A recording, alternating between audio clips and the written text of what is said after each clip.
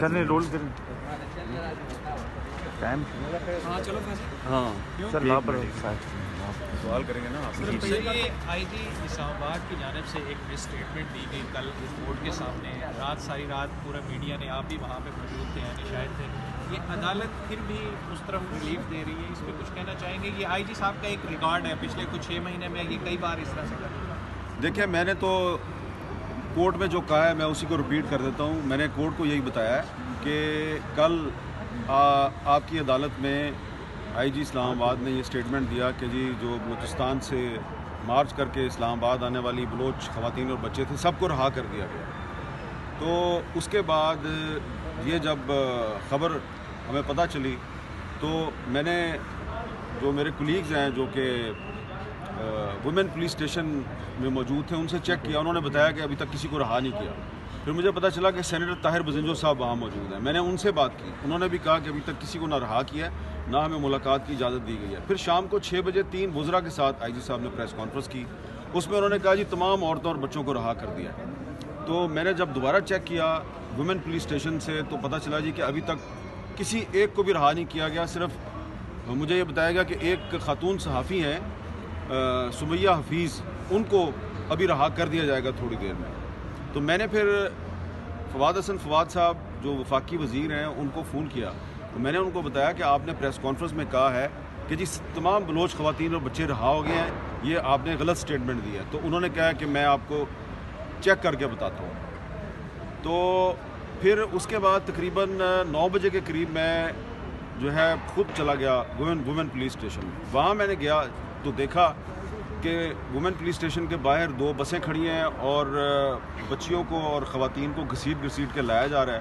تو وہاں پہ جب کچھ خواتین نے مجھے دیکھا تو ایک بچی نے مجھے پکڑ لیا اور کہا کہ میں ان کے ساتھ نہیں جانا چاہتی اور وہ رو رہی تھی. پھر میں نے دیکھا کہ ایک جو مرد پولیس اہلکار تھا اشفاق بڑیچ، وہ خواتین کے ساتھ بدتمیزی بھی کر رہا تھا اور ٹھڈے وڈے بھی مار رہا تھا. تو میں نے اس کی جب اپنے کیمرے سے موبائل فون سے میں نے اس کی فلم بنانے کی کوشش کی تو اس نے میرا کیمرہ چھیننے کی کوشش کی. وہ نظر بھی آئے گا آپ کو، ویڈیو میں نظر بھی آئے گا. تو میں نے اس کو کہا کہ تم یہ کیا کر رہے ہو؟ تو اس آدمی نے بدتمیزی شروع کر دی اور وہ مشہور ہے. اور پھر وہاں پہ جو لوگ موجود تھے انہوں نے کہا جی آپ اس کے منہ نہ لگیں، یہ تو نون لیگ والوں نے ادھر لگوایا ہوا ہے. تو اس کے بعد وہاں پہ رونا پیٹنا چیخو پکار تھی. میں نے دوبارہ فواد صاحب کو فون کیا، فواد حسن فواد کو میں نے کہا کہ فواد صاحب یہاں پہ اس وقت خواتین کو مارا پیٹا جا رہا ہے، ان کو زبردستی جو ہے بس میں لوڈ کرنے کی کوشش ہو رہی ہے اور یہ آپ چیخو پکار کی آواز خود سن لیں. تو وہی وہ جو اشفاق بڑیچ ہے وہ شاید میری بات سن رہا تھا، اس نے دوبارہ مجھے دھکا دے دیا. تو پھر میں نے وہ فون، میری کال جو ہے وہ ڈسرپٹ ہو گئی. اس کے بعد پھر وہاں پہ جو صورتحال تھی کہ ایسا لگ رہا تھا کہ شاید یہ انلیگل امیگرینٹس ہیں، یہ کوئی غیر ملکی تارکین وطن ہے یا یہ افغان مہاجرین ہیں اور یہ بغیر ویزے کے پاکستان آ گئے ہیں اور بلوچستان جو ہے وہ کوئی دوسرا ملک ہے. تو وہ ان کو زبردستی کہہ رہے ہیں کہ ہم تمہیں بلوچستان چھوڑ کے آئیں گے.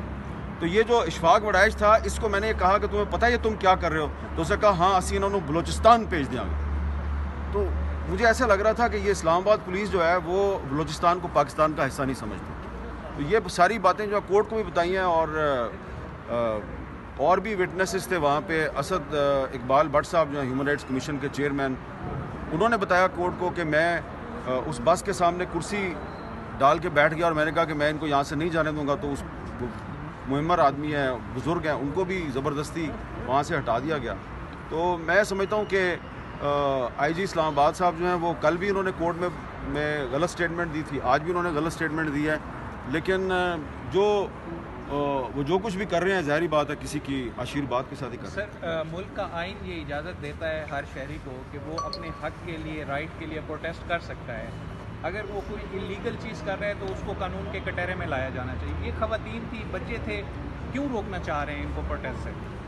دیکھیں یہ اصل میں جو بلوچستان سے آنے والی خواتین اور بچے ہیں ان کا اگر ایک بڑی تعداد میں اسلام آباد میں کوئی اجتماع ہو جاتا ہے تو ظاہری بات ہے یہاں پہ میڈیا جا کے ان کی باتیں سنے گا. تو اس سے جو کچھ ریاستی اداروں کا نیریٹو ہے کہ یہ سارے دہشت گرد ہیں، تو وہ ان کا نیریٹو جو ہے نا وہ جھوٹا ثابت ہوتا ہے، کیونکہ آپ سب نے دیکھ لیا کہ کل اسلام آباد پولیس نے جن بچوں اور عورتوں کو مارا اس میں 12 سال کی بچیاں بھی تھیں، اس میں ایک 9 سال کی بچی تھی، ایک 6 سال کی بچی بھی تھی. تو وہ کون، یہ بچیاں جو ہیں یہ کیوں تربت سے چل کے اسلام آباد آئی ہیں؟ کیونکہ کسی کا باپ، کسی کا بھائی وہ جو ہے اس کو اٹھا لیا گیا ہے. تو اگر یہ یہاں پہ ہوتی تو ظاہری بات ہے ہم ان سے بات کرتے ہیں، یہ ہمیں اپنی کہانی سناتی. تو ان کی جو مظلومیت کی داستان ہے وہ آپ کی جو ریاست کا بیانیہ ہے وہ اس کی ایک بہت بڑی کنٹراڈکشن ہے.